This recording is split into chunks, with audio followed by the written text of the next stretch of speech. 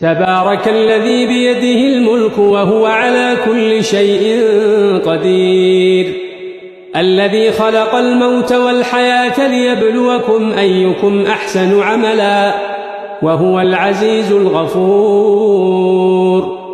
الذي خلق 7 سماوات طباقا ما ترى في خلق الرحمن من تفاوت فارجع البصر هل ترى من فطور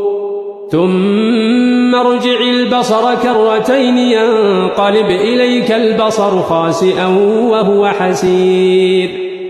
ولقد زينا السماء الدنيا بمصابيح وجعلناها رجوما للشياطين